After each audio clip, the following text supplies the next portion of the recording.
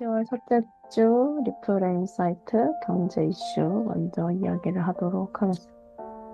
국내 경제 같은 경우에는 2년 연속으로 세금을 많이 못 거둔 부분이 있어서 가질 것 같고, 국제 경제는 이스라엘이 지금 작년부터 전쟁하고 주변국들이랑 싸우면서 경제에 적신호가 켜졌다 하는 이야기가 있어서 두 가지 내용을 위해서 함께 기도했으면 좋겠어서 소개해 드리려고 합니다. 그래서 국내 경제 먼저 이야기를 하면 9월 26일에 기획재정부에서 올해 국세 수입을 발표했는데 337조 7천억 원이 모였다고 해요. 근데 이게 원래 예산을 짰던 것보다 8.1% 부족한 29조 6천억 원이 부족한 상태로 예상이 된다라고 하는데 작년에도 사실 역대 최대 규모의 세수 결손이라고 얘기하면서 세금이 많이 부족하다는 이야기를 했다고 하는데 2년 연속으로 좀 세수 펑크다 하는 이야기로 표현이 되더라고요. 그래서 기획재정부에서 이야기하기로는 작년에 이제 교역, 무역하는 것들이 위축되고 반도체가 우리나라의 주요 수출원 중에 하나인데 반도체 업황이 침체하면서 이제 기업들이 돈을 벌 때 내는 법인세가 줄어들어가지고 이게 예상한 것보다 더 크게 감소폭이 크게 돼가지고 이렇게 된 것 같다라고 이야기를 했어요. 음, 올해 법인세 결손이 사실 대부분이라고 하는데 14조 5천억 원이 덜 거쳐가지고 전체의 절반을 차지할 것으로 예상하고 있고 그리고 개인의 자산도 조금 많이 추진해가지고 양도소득세 같은 것도 원래 목표한 것보다 5조 8천억 원 정도 부족할 것으로 보이는 상황이라고 합니다. 주요 세금 항목 중에서는 유일하게 부가가치세만 2조 3천억 원 더 많이 예상한 것보다 많이 거쳐가지고 부가가치세 같은 경우에는 그냥 이렇게 물건 살 때 우리나라는 외국이랑 다르게 세금이 포함된 가격으로 영수증이 나오잖아요. 그래서 사람들의 소비가 많은 건가? 라고 생각했어. 그래서 이 부분도 조금 신기했고, 정부가 이제 여유 있게 가용 재원으로 대응을 하려고 한다라고 하는데 뭔가 마땅한 재원 마련을 위한 방안은 또 없어 보이는 상황이라고 이야기를 하고 있었는데, 그러니까 이게 법으로 제정이 되어 있는 걸 보니까 경기가 침체되어 있거나 대량 실업이 발생하는 것 이외에 뭔가 그리고 이걸 하려고 국채 발행을 늘리면 다음 세대에 이제 부담이 좀 많아지고 그거 갚아야 되니까 우리나라의 대외 신뢰도 또 많이 떨어진다라고 이야기를 해서 어떻게 하는 게 좋을까 하고 고민을 좀 많이 하고 있는 상황인 것 같아요. 그래서 이거에 대해서 지금 경제부총리가 기획재정부 장관을 겸임하고 있는데 이분이 본인이 나라 살림을 책임지고 있는 위치에 있는데 이유가 어쨌든 간에 상관없이 코로나19 이후에 4년 동안 이렇게 세수 축의 오차가 계속 많이 반복된 것에 대해서 사과의 말씀을 전하셨어요. 그래서 조금 이제 좀 쇄신해보고자 하는 움직임을 하려고 한다라고 이야기를 많이 하고 있는데 이 부분에 대해서 같이 기도를 하면 좋을 것 같아서 이야기를 가지고 왔습니다. 우리는 세금을 많이 낸다라고 사실 생각하는데 대체 어디에 쓰는 것일까 하는 생각도 조금 들고 부족하다고 하는데 사실 이 돈이 너무 커가지고 이렇게 막 몇백조 이렇게 나오니까 되게 감이 안 오는데 이것을 운영하는 것에 대해서도 지혜가 있기를 함께 기도하면 좋을 것 같았고 국제 경제 같은 경우에는 이스라엘이 이제 전쟁을 거듭하면서 노동력도 부족하고 돈이 많이 부족한 상황이다라는 이야기가 있었어요. 그래서 미국의 워싱턴 포스트에서 좀 주요하게 다루었다고 하는데 이스라엘에서 수만 개의 기업이 전쟁 이후에 문을 닫았고 근로자들이 예비군으로 소집되면서 노동력이 감소했다고 보도를 했어요.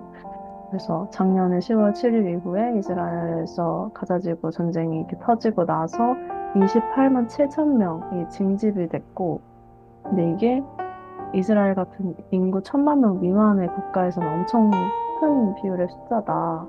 네, 이들이 대체로 다 젊은이들이 징집이 됐을 테니까 이 한참 일하는 사람들이 이들 중에 상당수가 근로자고 경력 목표와 일선 업무의 균형을 맞추기 위해서 고군분투하고 있다라고 설명을 했다고 해요. 그래서 실제로 올해 이스라엘의 신용 등급이 하향됐고 부채 비율도 많이 증가했다고 합니다. 그래서 국제적으로 나라들의 그런 신용을 평가하는 피치라는 곳에서 지난달 12일에 이스라엘의 국가 신용 등급을 A 플러스에서 A로 하향을 했는데 이 다음에 이제 신용 등급의 전망, 이 국가가 앞으로 괜찮을 것인가에 대해서 부정적으로 부여해가지고 등급이 또 낮아질 수 있는 추가 가능성도 있다고 합니다. 왜냐면 사실 우리가 계속 보기만 해도 레바논이라고 계속 싸우는 그런 것들도 있고 주변 국가들이랑 계속 싸우고 있어서 전쟁이 지속될 국가처럼 보이기도 하고, 음, 그래서 그렇게 볼 수밖에 없겠다. 충분히 납득이 가는 평가이기는 한데, 네, 씁쓸하더라고요. 음. 그리고 이스라엘의 GDP 대비 부채 비율 관련해서도 2024년에는 70%, 2025년에는 72%로 계속 상승하고 있는데, 이게 그 코로나 팬데믹 당시에 71%가 가장 최고점이었는데, 이거를 뛰어넘을 것이다. 계속되는 전쟁으로 인해서. 그렇게 예상을 하고 있고, 군사 지출이 이렇게 계속해서 영구적으로 늘어나면 경제 추세가 계속 불확실해지니까 부채가 25년 이후에도 계속 상승할 추세로 보인다고 진단을 내렸어요. 근데 이것도 당연히 전쟁이 지속되면 부채 비율이 늘어나는 게 당연히 그럴 수밖에 없겠다 생각이 들었고, 그리고 또 한 가지 더 있었던 건 이스라엘의 주요 인력 기관이 되게 아이러니하게 팔레스타인들이라고 해요. 그래서 하마스랑 전쟁이 시작되고 나서 그들이 이스라엘로 들어오는 것이 제한되니까 건설업과 농업에 큰 피해가 있는 상황이고, 특히 뭐 그 나라가 불안정하니까 관광 산업도 당연히 활력을 잃었고, 우리나라도 선순례를 굉장히 많이 가는 국가 중에 하나였는데 지금 나라가 불안정하다라고 하니까 사실 못 가는 게 있고, 음. 그래서 이스라엘 중앙통계국에서 발표한 거에 따르면 올해 6월 기준으로 봤을 때 관광업이 75% 이상 급감을 해서 이스라엘의 많은 상점들이 문을 닫았다라고 합니다. 근데 이제 수입은 줄어드는데 반면에 국방비가 엄청 늘어나면서 이제 돈 쓰는 게 많아지고 있는 상태죠. 그래서 5월에 이스라엘 중앙은행에서 하마스랑 전쟁하면서 이제 다가오는 25년까지 우리 돈으로 88조 2,700억 원 정도가 사용이 될 수 있다, 필요한 상황이다라고 경고를 했다라고 합니다. 그리고 이스라엘의 주요한 이제 사회 경제적인 문제를 분석하는 어떤 연구소의 소장이 있는데 이 사람은 이스라엘 경제가 심각한 위험에 처해 있다라고 평가를 했고 지금 정부는 전쟁과 관련 없는 다른 사회 문제에는 완전히 단절돼 있다, 관심을 두고 있지 않다라고 지적을 하더라고요. 아무래도 이분은 경제나 사회 중심으로 보는 사람이니까 그렇게 평가할 수 있었겠다라고 생각이 들었고, 그러니까 이렇게 좀 경제가 난국인데 글로벌 개발센터라는 곳에 어떤 연구원 한 분은 이스라엘 정부가 경제적 어려움에 봉착해 있는데도 이 초정통파 유대교인 하레디라고 하는 집단이 있다고 하는데 그들에 대한 기금은 안 깎고 돈을 아끼지 않고 있다. 근데 왜냐면 이 정통파 정당이 현재 지금 총리인 네타냐후 그 총리 중심으로 한 그 집권 연립의 핵심 축이기 때문에 이 종교 정통파에 대해서는 기금을 삭감하지 않고 있다라고 좀 비판한 부분도 있더라고요. 지금 되게 중요한 상황 가운데 있는데 이 부분에 대해서도 같이 기도를 하면 좋겠다라고 생각을 했어요. 그래서 함께 붙잡고 기도했으면 하는 말씀은 열왕기하 17장 말씀이고, 그런데도 주님께서는 이스라엘과 유다의 여러 예언자와 선견자를 보내어서 충고하셨다. 너희는 너희의 그 악한 길에서부터 돌아서서 내가 너희 조상에게 명하고 또 나의 종 예언자들을 지켜 내가 너희에게 준 그 모든 율법에 따라 나의 명령과 나의 율례를 지켜라. 그러나 그들은 끝내 듣지 아니하였고 주님이신 그들의 하나님께 신실하지 못하였던 그들의 조상들처럼 완고하였다. 그리고 주님의 율례와 주님께서 그들의 조상과 세우신 언약과 그들에게 주신 경고의 말씀을 거절하고 헛된 것을 따라가며 그 헛된 것에 미혹되었으며 주님께서 본받지 말라고 명하신 이웃 나라들을 본받았다.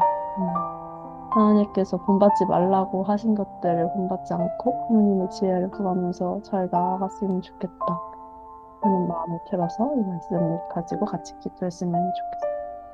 만물의 주인이신 하나님, 주님의 말씀을 거슬러 어리석음과 악으로 이 세상을 경영하고 있는 저희를 용서하여 주시옵소서.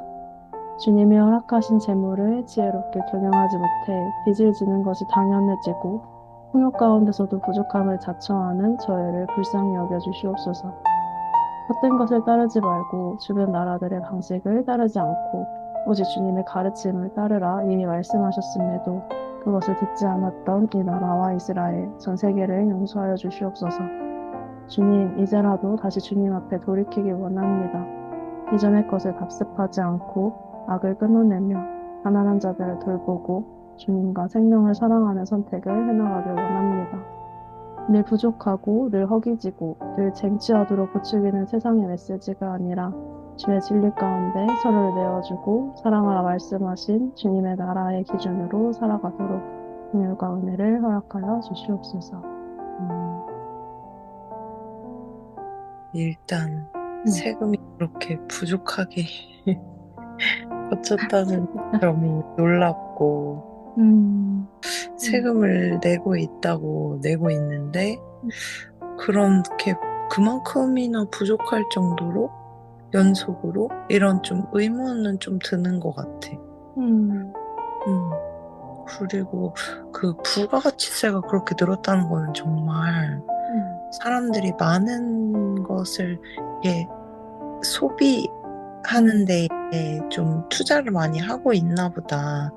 자기 벌어들이는 돈 중에서도 그런 거 아닐까? 그런 생각이 드는 것 같아. 그 부가가치세가 붙는 것들 보면 이렇게 입는 거, 먹는 거, 그다음에 자는 거, 뭐 이런 그런 데에서 많이 나가잖아. 맞아. 그런 게 아닐까? 그러니까 내가 벌어들인 것들을 나의 어떤 그런 식으로 채우고 만족시키고 이런 데 소비를 많이 하는 부분이 있지 않나. 그런 생각이 많이 드. 그리고 이스라엘은 어떡하지? 이스라엘 진짜 아니 레바논이랑 그냥 신경전? 이란이랑 했던 것처럼 되게 그냥 신경전이려나? 라고 생각했는데 그 이슈를 지난주에 사회 이슈로 공유하고 같이 기도하는 그 시점에도 계속 공습을 하더라고. 지난주에 계속 유튜브에도 계속 막 기사나 이런 속보로, 뉴스로 계속 나오고.